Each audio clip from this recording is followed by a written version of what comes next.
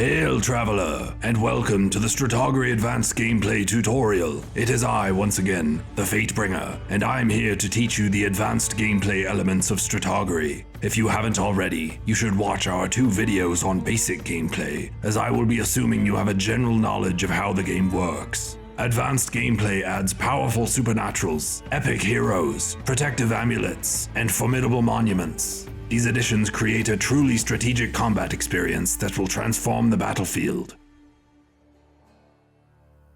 Due to the addition of these new classes, the nomenclature related to how we refer to them is a little bit different than in basic gameplay. As in basic gameplay, standard characters are considered characters. Characters are considered both soldiers and units in regard to spells and rules where specified. In advanced gameplay, heroes are considered characters, which, in turn, are considered both soldiers and units. However, heroes are not considered standard characters. Creatures, including unique creatures, are considered soldiers and units. Walls and palisades are considered structures and units. In advanced gameplay, monuments are also considered structures and units. Supernaturals, on the other hand, transcend the physical world and therefore exist in their own category on the battlefield. However, they are still considered units.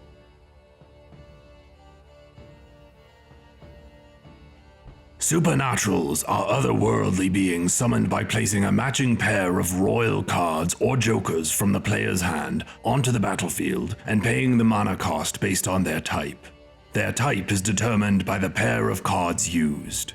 Each supernatural has abilities that may be exercised on their owner's turn by performing the ability exercising action, and then turning or burning the appropriate mana cost, like a spell without cards. Just like normal soldiers, supernaturals cannot perform standard attacks or exercise any abilities until after the turn of their initial summoning, but they immediately possess the ability to block, assuming that type of supernatural is able to block at all.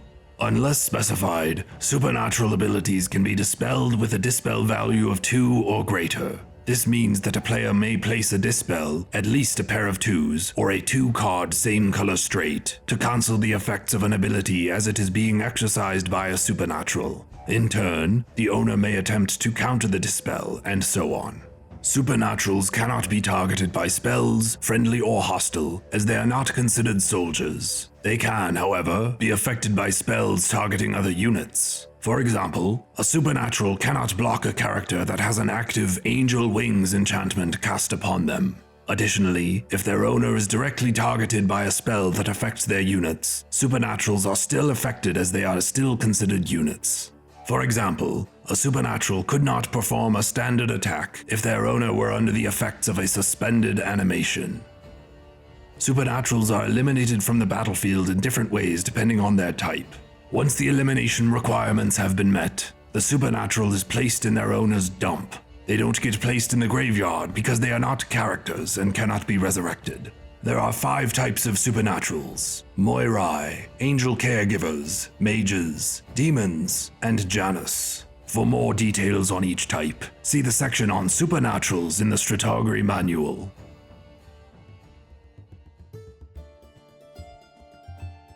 Heroes are characters that have special abilities which increase in power as they defeat units on the battlefield.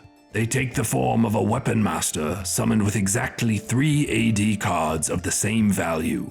For example, turning 5 mana and placing a joker with 3 5s summons Perugia, Master Rogue, if the owner declares it to be so.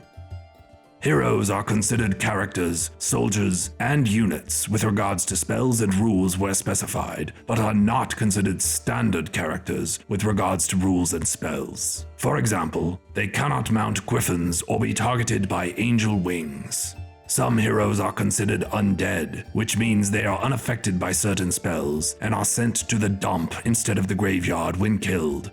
There are 9 types of heroes in Strataugury, each determined by the 3 of a kind placed as their AD cards. In addition to standard summoning, a weapon master may also be promoted to a hero after the initial round of their summoning by adding the required AD cards in later rounds. For example, if a player summons a Weapon Master consisting of a Joker with 2 8s for AD cards, as long as they gain no other AD cards, a third 8 may be added in a later turn to promote them to Alanis the Tigress, which must be immediately declared by the owner. This promotion is treated as a new summoning, meaning the hero cannot perform standard attacks or exercise any abilities that same turn. Additionally, their current and maximum AD are set to the hero's initial AD, regardless of the Weapon Master's previous AD. Lastly, anything attached to the standard character that cannot be attached to a hero, such as specific enchantments, amulets, and so on, is immediately removed and sent to the dump. Promotion to a hero is optional and has no mana cost, but their owner must decide immediately when the Weapon Master's AD cards offer the possibility. So, if we wanted to instead keep this unit as a normal Weapon Master, that is indeed fine, but we completely forfeit the right to promote this standard character into Alanis in future rounds. A hero's AD is independent of their AD cards, and the owner cannot fill their 4th AD slot. Since each hero is unique, each one can be summoned only once per game, even if the hero is no longer on the battlefield, although non-undead heroes can be resurrected.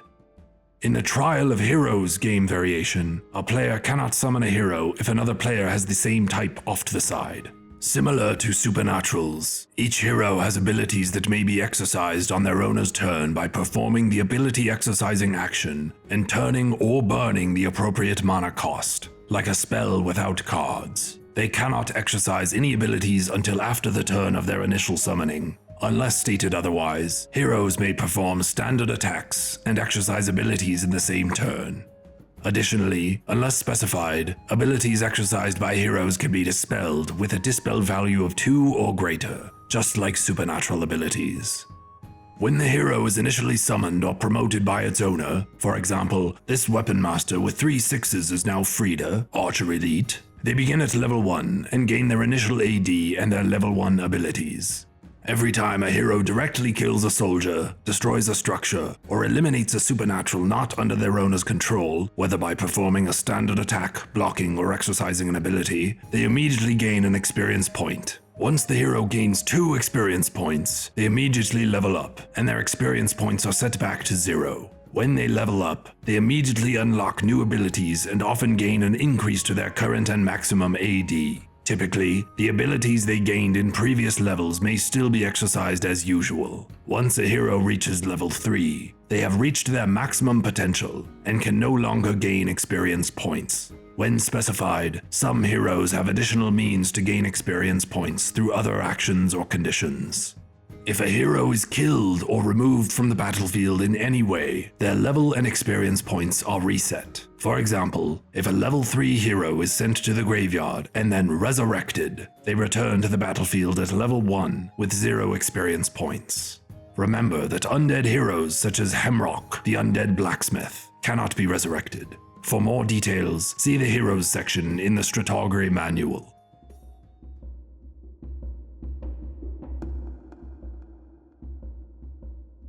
Monuments are structures that can exercise special abilities. They are summoned by placing 4 cards of the same value, like 4 7s, from the owner's hand on the battlefield, and paying the mana cost determined by their type. They each begin with a specific defense value, which is their maximum. Monuments block like walls with an attack value of 0, and are destroyed when their current defense reaches 0. They may also be repaired in the same manner as other structures. Like heroes, each of the 14 monuments is unique and can only be summoned once per game, even if the monument is no longer on the battlefield. In the Monumental Conquest game variation, a player cannot summon a monument if another player has the same type off to the side. Each monument has abilities that may be exercised after the initial turn of its summoning. None of their abilities are considered magical and therefore cannot be dispelled. In some cases, these abilities include the summoning of unique creatures which are still considered creatures, soldiers, and units in regard to spells and rules where specified, so they can breed, cannot be targeted by healing, and so on. Most unique creatures require a representative token to be used in their place, and their color is determined by their owner when summoned through monument abilities. Just like normal creatures, unique creatures cannot perform standard attacks until after the turn they are initially summoned, though they are immediately able to block. Similarly, their abilities cannot be dispelled. A monument is summoned as soon as all 4 cards required are placed on the battlefield and the mana cost is paid. Additionally, monuments may be built over multiple rounds using masonry plots. During their turn, a player may place 2 or 3 matching cards from the hand face up on the battlefield, like 2 jacks, and declare that it is a masonry plot.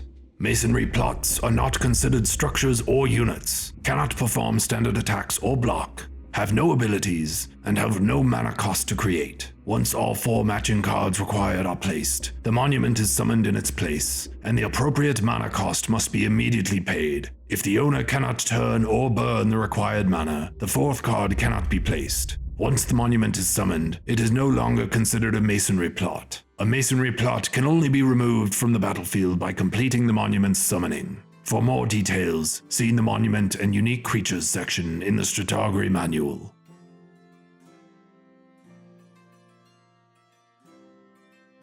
Amulets are protective items that can be bestowed upon standard characters. Each of the 5 types provide immunity to certain spells, abilities, and damage from specific units, depending on the type of amulet. Each standard character may only wear 1 amulet at a time, which can be bestowed in the same turn from which they are summoned. In order to bestow an amulet, the owner must turn 5 mana and place a royal card or joker from their hand beneath the targeted standard character under their control, whom we call the wearer of the amulet. Upon its bestowal, the immunities of the amulet are immediately applied to the wearer. The bestowal of an amulet cannot be dispelled or detached, and remains active until the standard character is removed from the battlefield. If a standard character with an amulet is removed from the battlefield, the amulet is detached and sent to the dump. Additionally, if a standard character wearing an amulet is transformed into something else, such as a weapon master promoted to a hero, the amulet is immediately removed and sent to the dump, as heroes cannot wear amulets.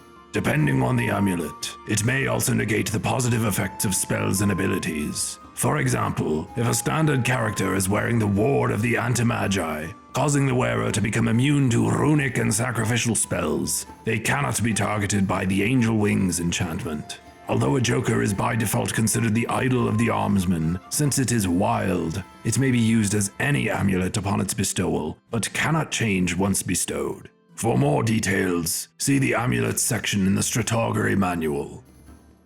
This concludes the video on advanced gameplay elements. The next video will take all that we've learned and apply them in an example playthrough. We hope to see you there, and may the Alos guide you.